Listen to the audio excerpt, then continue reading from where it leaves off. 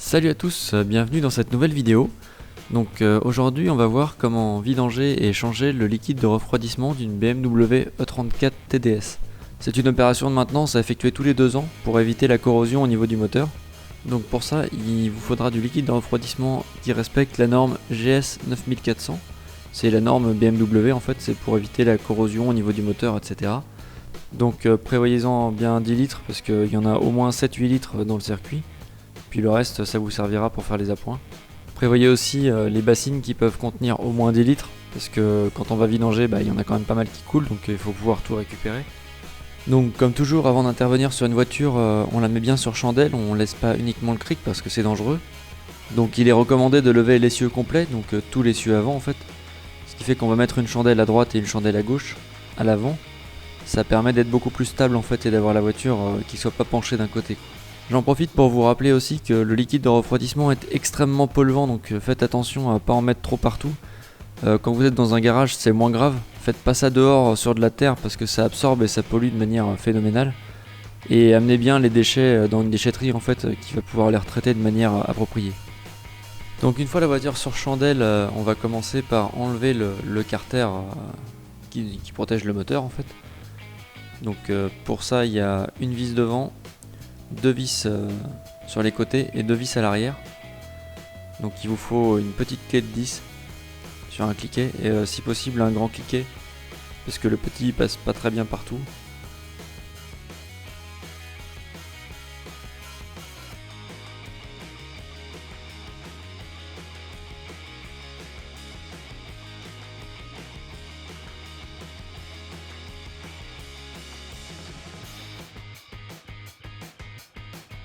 Donc voilà à quoi ressemble le carter principal.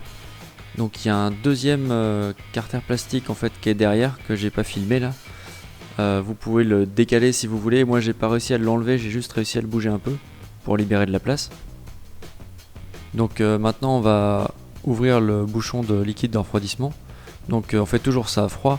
D'ailleurs l'opération de vidange de liquide de refroidissement se fait toujours à froid.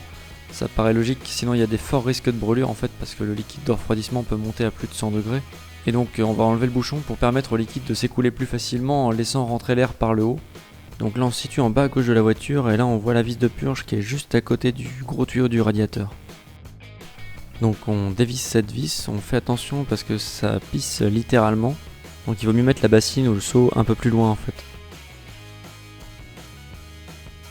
Pour vraiment vider tout le liquide, vous allez mettre le contact sans démarrer le moteur.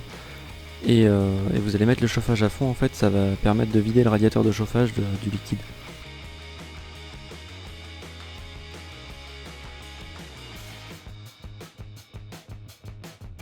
Donc maintenant il faut vidanger le bloc moteur, donc là on se situe sous la voiture à l'avant droit au niveau de la roue.